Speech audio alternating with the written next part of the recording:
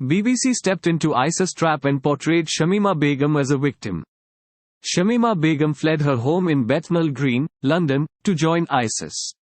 She travelled with her two school friends, Amira Abase and Kadiza Sultana, flying to Turkey before crossing Syria.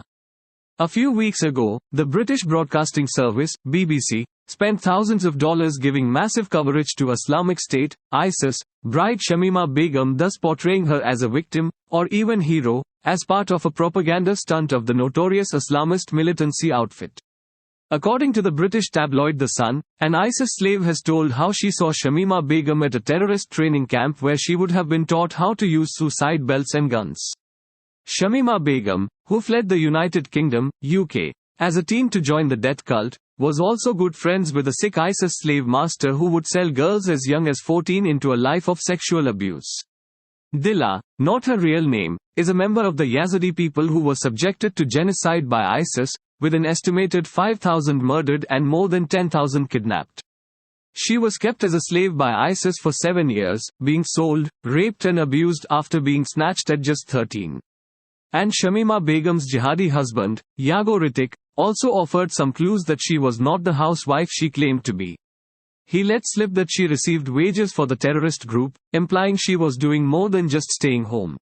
Dilla eventually escaped as the caliphate collapsed, but she remains haunted by the horrific conditions ISIS subjected her to. She was kidnapped as a teenager, before being sold as a slave in Mosul and taken into Syria.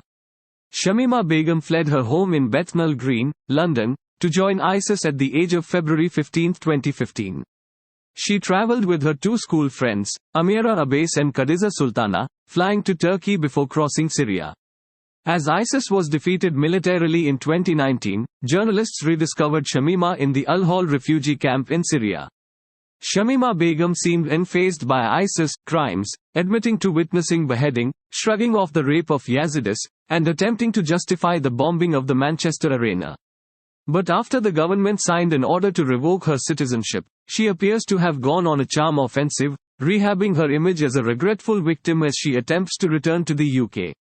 She was even given a podcast by the BBC, which was branded a sham. Shamima Begum is again due to appeal after the Special Immigration Appeal Commission rejected her latest bid to regain her British citizenship. Duncan has warned Begum remains a threat to the UK, and points to her as a symptom of a wider issue around the treatment of female ISIS fighters.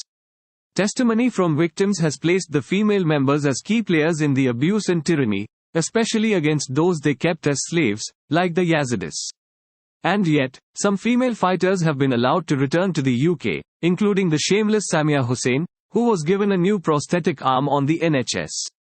Duncan compared how they are treated with how British soldiers have faced witch hunts over allegations of crimes in Iraq, Afghanistan and Northern Ireland. Firstly, to state what must be very obvious, that this is an extraordinary judgment delivered in an extraordinary way, in which the Commission is clearly deeply troubled by the case it's having to decide and by the limitations placed on it by the Supreme Court. And the implication, the outcome that we face is that no British child who has been trafficked outside the UK will be protected by the British state if the Home Secretary invokes national security. Was there a point where you started to have second thoughts about your life in Islamic State, under Islamic State? Just only at the end, like after my son died, I realized I had to get out for the sake of my children, for the sake of my daughter and my baby. Yeah. It was only at the end. It was only at the end. But you didn't have any regrets up until that point. What was it about Islamic State that attracted you? What did you like about it? The way they showed how you can go, they'll take care of you, you can have your own family there, you can do anything. You're living under Islamic law. Yeah. Did you know what Islamic State were doing when you left for Syria? because they had beheaded people, there were executions. Yeah, I knew about those things, and I was okay with it. What was the attraction coming to Syria? When you decided, I mean, tell me how it happened. What do? You sit down one evening with your two friends and say, let's do this, or what? What literally happened? No, I just slowly started becoming practicing, you know, and it opened a doorway to like new people and a new life that I thought I wanted and I thought I could fit into, you know, and I didn't fit into my community or my family, so I felt like I was going somewhere where I could, you know, be accepted more for who I was. What were you promised online? What were the promises of coming here? You know, paradise, basically. What was that like? Was that an experience which fulfilled your aspirations of what it was? Yeah, it actually really did. It was like a normal life. The life that they show on the propaganda videos, you know, it's a normal life. But every now and then there are bombs and stuff. Did you ever see executions? No, I never.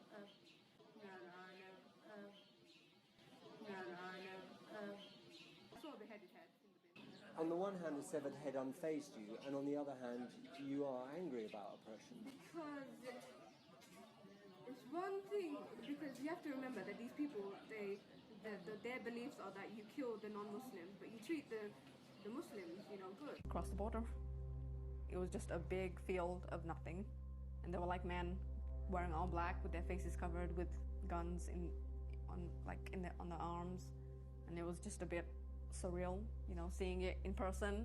What are you thinking? I mean, at that time it was kind of exciting. Really? It was kind of exciting, yeah. It was different. It was... You weren't thinking these men are dangerous, these are potential terrorists? No, I thought they're here to protect me. They have these guns to protect me and to protect women like me. We've always suspected, we've always had hints at the fact that she was helping male suicide bombers. She was even potentially putting them into suicide vests. But what you've found out actually moves this on, doesn't it? It shows that she was actively involved in the ISIS terror campaign.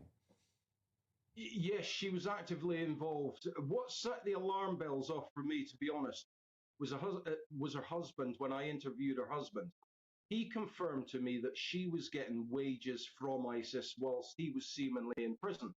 Now, I know from interviewing other ISIS, you weren't getting a wage for sitting at home. You had to be actively involved within the organisation. Both of you get the same. Both of you get a wage.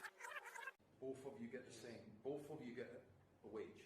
So I've been told that she was in Sharia classes. She was getting trained in weapons. Suicide belts were standard, normal thing there. But I've also been told that she was actively trying to recruit females. Her friend was selling Yazidi women and children. Now, the witness said to me, I can't say that they were best friends outside of the classes. However, only the two of them were hanging about.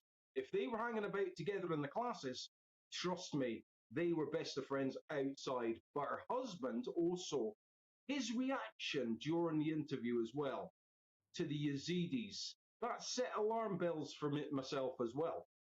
Is there any doubt whatsoever about it being this woman? I am very certain. What was she being taught?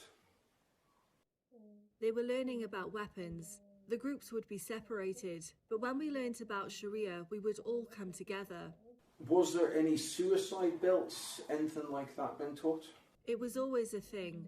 They taught everyone about the suicide belts, and they kept suicide belts with them. Why was that woman in the photo that you sent back, and you said you recognised her from that? Why did you pick her? This woman, Shamima, I recognised her, and she was friends with Amira. Huraira. Huraira. Where was this Huraira? Where was she from? She was a German woman. She was learning as well in the class. And she was one of the people who sells Yazidis. How do you know she was selling Yazidis? My sister was captured by her. Your sister? Where's your sister now? I don't know.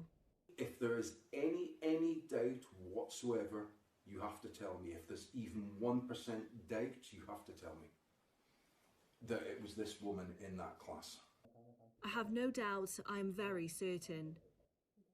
So she stood out because the German woman that she was with was the one that was holding and sold your sister? Yes. We've just talked about Shamima Begum. You've known her from when she was been taught weapons, when she was been taught Sharia. Okay. What do you think of this? It is fake by Begum.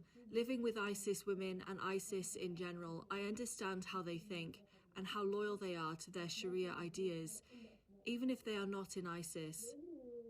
I do not think they have an open mentality, and those clothes do not represent her, I am certain. They are faking facts. Women of ISIS will never change. They still believe in what they believe. Many of them still in the camps believe ISIS will rise again.